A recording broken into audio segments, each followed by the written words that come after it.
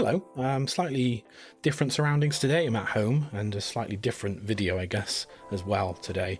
We've not long just finished our trip from Combe Martin to Croyde, and I thought perhaps it might be like a nice time to kind of review what we've done so far, but also with the intention of kind of providing some recommendations and hopefully some like tips on like how we've done it, where we've stayed, what we've eaten, that kind of stuff, you know, how we've got around from place to place. Because what I found when we were planning to start the coast path was that there's kind of enough resources out there that will give you recommendations on things to consider taking in terms of your camping gear, like sleeping bags, tents, food and that sort of stuff. But what I didn't necessarily find, I'm sure there is some out there but I just couldn't find it, was kind of places to stay, how to get around from place to place, because I think that was one of the conundrums, the biggest conundrums that I've found when planning the trips, is how we're going to get from place to place, where we're going to stay, that sort of stuff, where we leave the car, because a lot of the time we drive. What I'm kind of hoping with this video is that we'll talk through each section that we've done and yeah, so kind of just tell you about how we did it, what we did, where we stayed. Just for some context, we live in the Bristol area, so that's where we're driving from. Getting to Minehead, it's about an hour and 45 minutes. Obviously, the further south you get, the kind of longer it's going to take to get place to place. Yeah, I'm just hoping that this might be useful for some people in terms of a resource to use. I'll leave links to the things that I talk about in the description as well, so you can follow those and see what's what. I'm just going to move myself out of the way over here, make this a bit smaller. So what we've done so far, so we've done from Minehead all round to Croyde. We started last July. I kind of, to be honest, I initially thought that we would have done a little bit more last year, but time, you know how it is. Time quickly passes by, so maybe it was naive of me to think that as well. I don't know, but yeah, we've done what we've done, and it's been really fun so far. We've loved it. It's been such a fun experience as well, and meeting people along the way. Obviously, starting the YouTube stuff, and we've got the Instagram account as well. That's been really fun, just connecting and interacting with people that are doing the same things or just interested in what we're doing. So I've loved that, and that's been really fun. But yeah, I thought hopefully this would be useful or enjoyable, and if it is, please let me know, and we'll kind of do it for other sections that we do, kind of chunk it up similar to this one. So yeah, the initial plan for our first weekend back in July was that we were going to go from Minehead to Lynton across 2 days. So we're going to do one day Minehead to Porlock and then Porlock to Lynton. But what we found was that by the time we got to Porlock, or what I found was by the time we got to Porlock, my neck and my shoulders were in a lot of pain, and I think that mostly was because I'd set my backpack up a bit wrong, so it was kind of dragging on me as we were walking. But it wasn't until kind of maybe halfway through the day that I started to notice that, and it kind of felt like the damage was kind of done by that point. Obviously I adjusted it a bit and it made it a little bit better, but yeah, I just was in a lot of discomfort at the end of that day. So we kind of, I'm just going to take these off, my ears are hot and I don't need them on. So yeah, when we got to Porlock, we had our tent, we camped there. I'll go into that in a sec, but I just found, so we slept, woke up the next day, my back was still in pain, and I just thought, do you know what, the next day is a longer walk than Minehead to Porlock. I don't want to risk making it worse and be halfway along the road or the path and get into any more trouble, or just, or just for it to be a miserable day. So we called it quits on that day, and it was, that first trip was kind of a tester for us to feel out how we felt about things, whether we missed anything, whether we'd done anything, whether we'd want to do anything differently going forward, that kind of stuff. So it was just like a trial run essentially. But yeah, so in the end it was just a day trip. So what we did, so we got up early, I forgot what day it was now, but it doesn't matter. We got up early and drove down to Minehead. So we left the car in Minehead, and I'm not going to zoom in close, but essentially we left it on a street. I found a residential street where we could leave the car. Not necessarily recommending people leave their car on the street, that's up to you. There are car parks there as well. There's a bus station as well, I guess you can get there, but we just found that there wasn't much good public transport into Minehead from the Bristol area. So yeah, we drove down, left the car in Minehead, parked on a back street and set off for the day. And the plan was to walk for the day and stop in Porlock. I'm sure if you talk to anybody who's done a overnight stay on this section, they'll probably tell you where they camped, and I'd imagine it's most likely here in this Spark Hayes place. It seems to be probably the only campsite there, so that's where we stayed as well. We camped there. It was a nice enough campsite, nothing wrong with it. It was pretty cheap. I think it was about 15 quid for the night, from what I can remember. Has showers and everything like that, and obviously in Porlock there's some pubs and shops and things, so you can refuel. There's also a nice little cafe down here just as you get off the path, so we stopped in there for a drink, and God, that was needed. It was so hot. It was definitely a much needed refreshment when we stopped there. Yeah, so that's where we camped, and then the next day was when we kind of called it quits and decided to get the bus home. So the bus that we used that day, I think actually it was just a local bus service that came through the town. There's a bus stop literally like here. We just jumped on it there and it took us back into Minehead. Took about 25 minutes, I think. But what I was originally going to do was use the coaster bus, the Exmoor coaster, and we have used this. So that was originally what we were going to do, and you can see that it goes all the way between Ilfracombe and Minehead. Useful bus to take, so that's definitely one to look into for getting from place to place. It's kind of seasonal. I think it runs more in the summer, so there you go, March to September, so it doesn't run in the winters, and yeah, it's about every hour. So yeah, that's an option. But yeah, we just jumped on a little minibus essentially in the morning and got back to Minehead in 20 minutes, so that was nice and straightforward.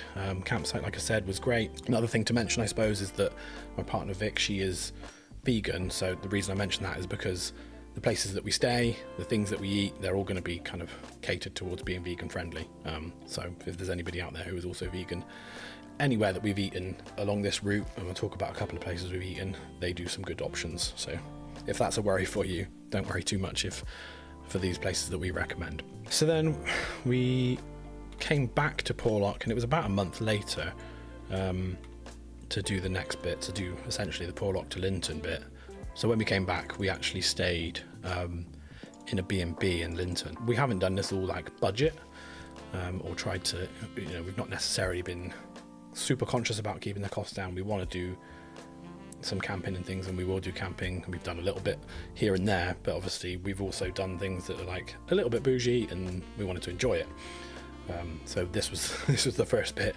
So we stayed in a B&B up in Lynton, and it was actually up here somewhere. I'm gonna have to see if I can find it now. Zoom in, shall we? Have a look. So it's along here. Here it is. There it is. This place here. Southcliff. So Southcliff Bed and Breakfast was where we stayed. So we came down on I think it was a Thursday evening. So we had 2 nights in the B&B. So we came down, stayed here on the Thursday night. Lovely place. Definitely would recommend if you're looking to stay in a B&B. Lovely hosts and everything. So we stayed there, and we ate some food in the greenhouse as well. That was really nice on that night. Nice food in there. So what we did on the Friday is we kind of got up relatively early, and we booked a taxi. Again, you could get the bus, but what we found is that some of the buses weren't until a bit later, and we wanted to try and get into Porlock fairly early, so we got a taxi at about 8:30, I think it was, maybe even slightly earlier, from Lynton to Porlock.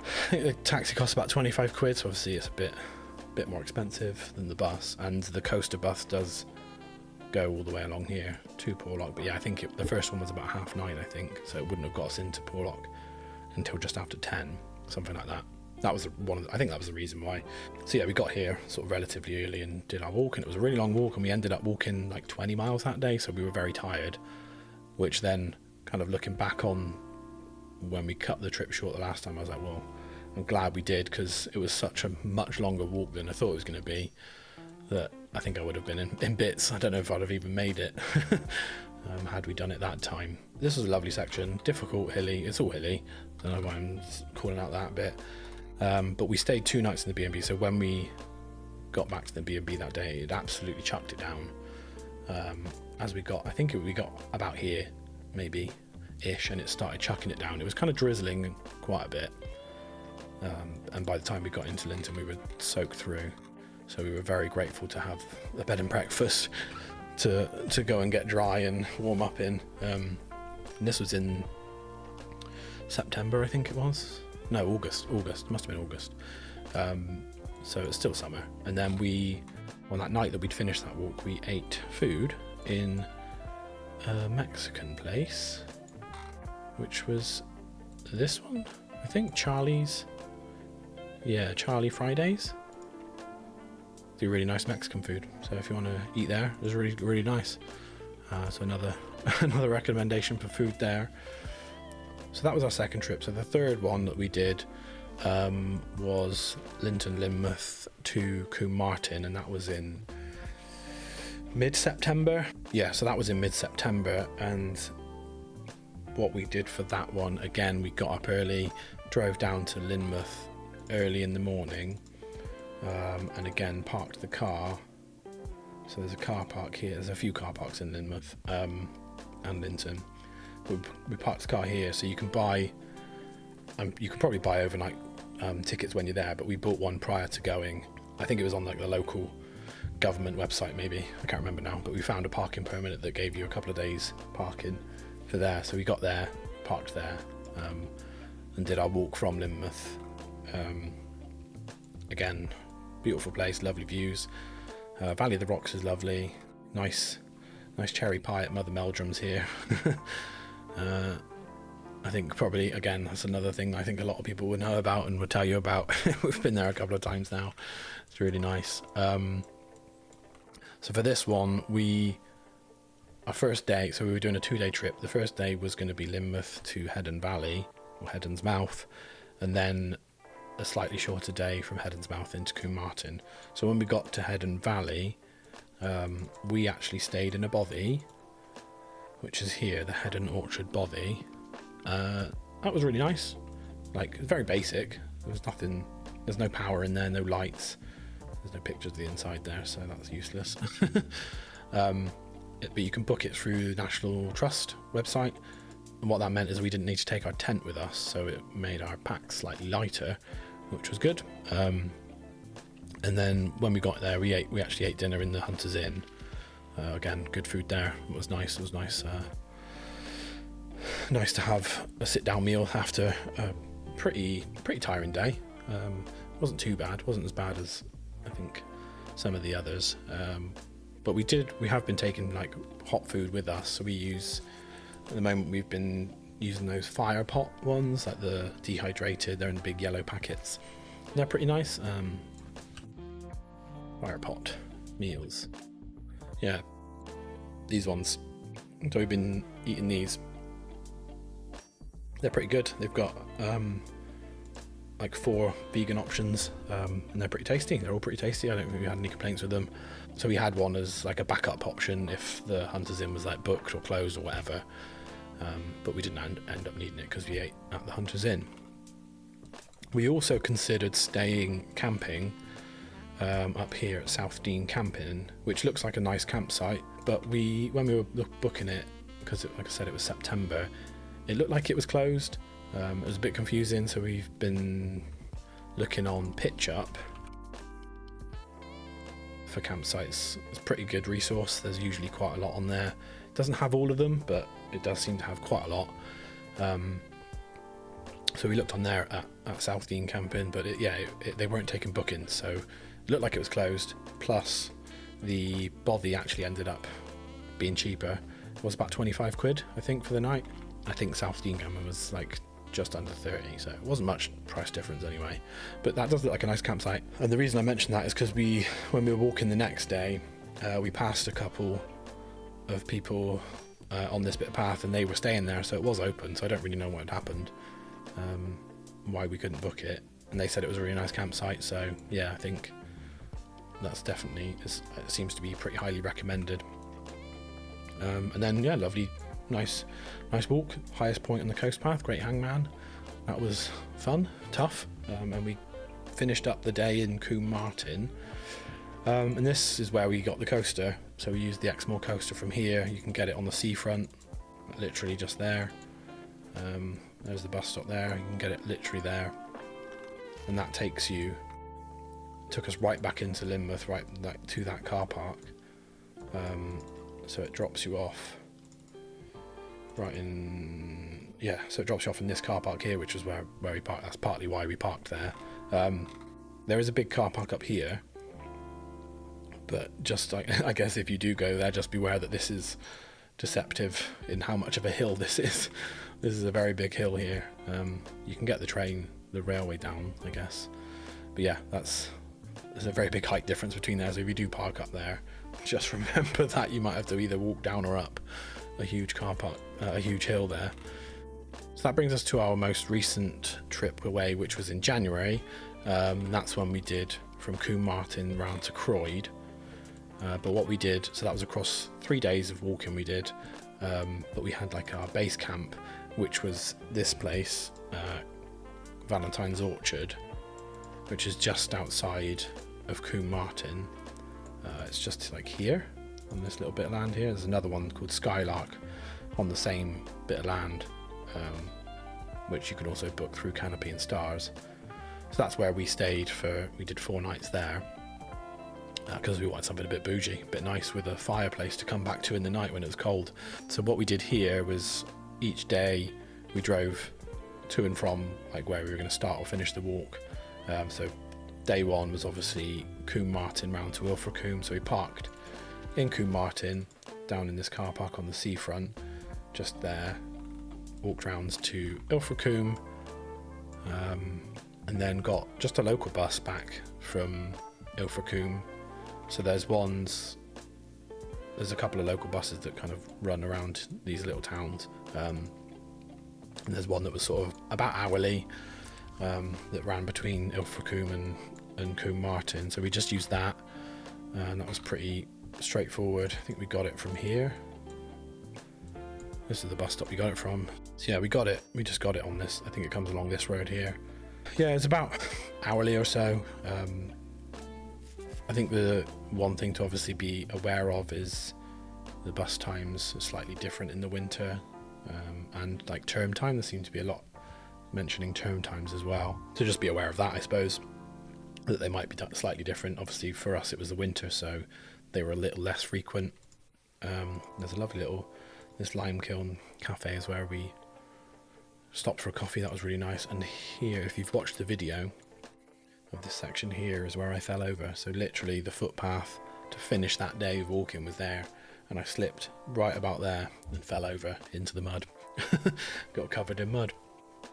So that was very nice.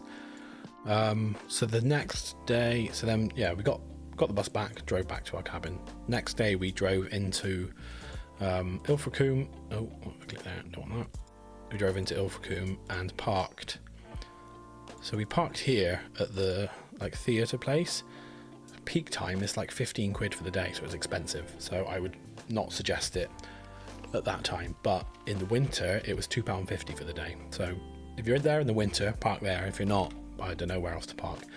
It looks like you might be able to park on some of the side roads and things for free, but I'm not too sure.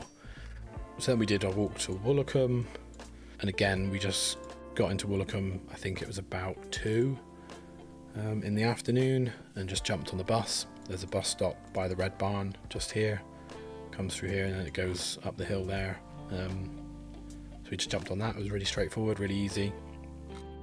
And I'm going to give a shout out to this little coffee place, Miraki Coffee.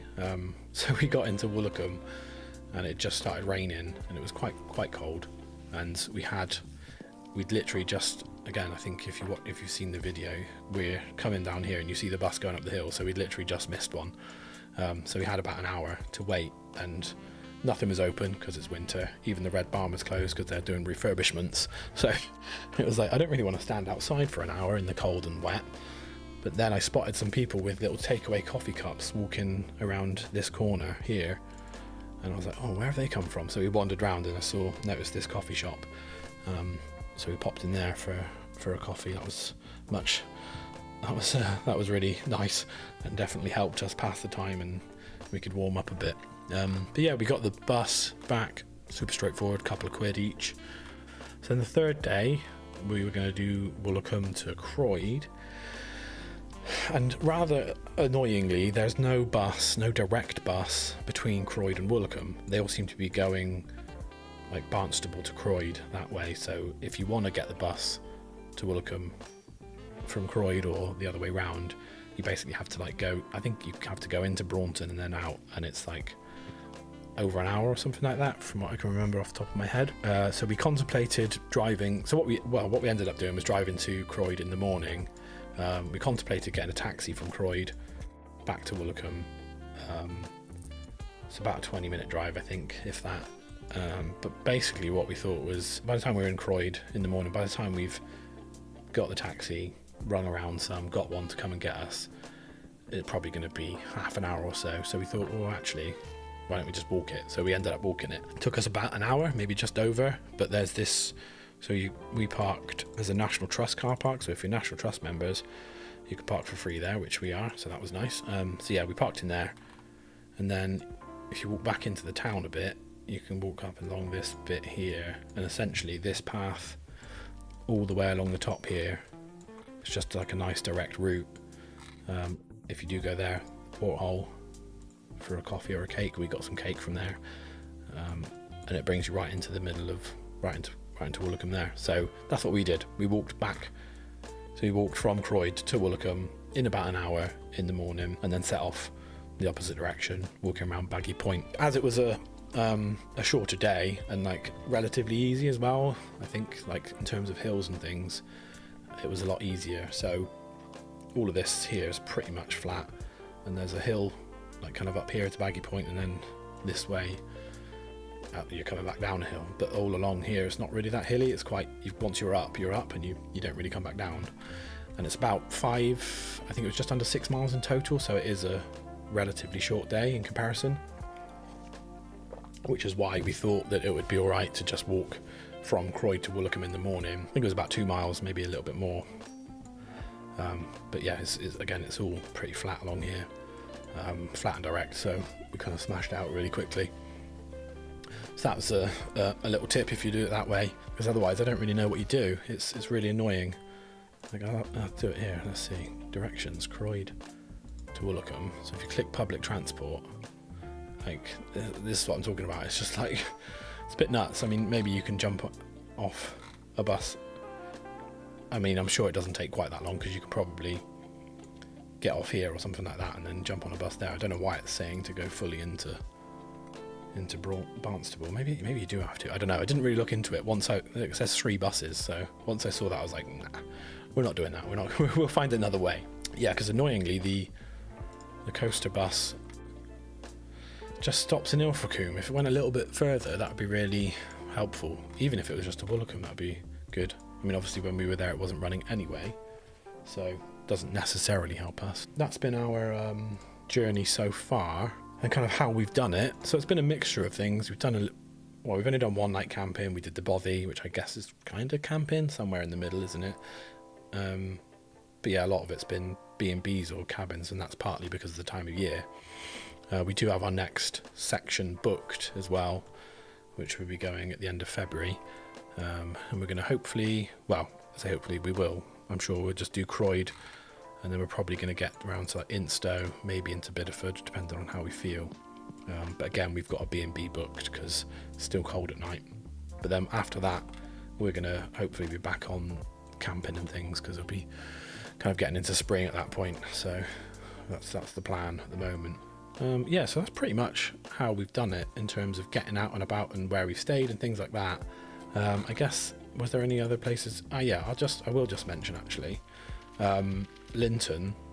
So as I said, our first trip was gonna be Minehead to Lynton with a night stay in Porlock. So we stayed in the Skylark campsite, and then we were gonna, once we got to Lynton, we were gonna camp again for the night and then leave in the morning. So we looked at staying, it's on this hill somewhere, there's a campsite tucked away in the valley. It's right next to this place. Yeah, this one's Sunny Lynn Holiday Park. So this is where we were going to stay. I can't say whether it's good or not. It looks nice. I don't think there's anything wrong with it, but we have been to Lynton before. We stayed here. We camped here at the Lynmouth Holiday Retreat, and we stayed there for a few days, and that was just a random camping trip. Nice campsite, good showers. There's a little shop there. There's also a pub this Exmoor, no, not there, where is it? Yeah, there's a pub here, yeah, so you can eat there if you want as well. However, if you want to stay in this campsite, there is a footpath that comes up through here, but this is a huge hill. I don't know if I can see, can't really see, but you sort of can kind of see, 200 odd meters tall.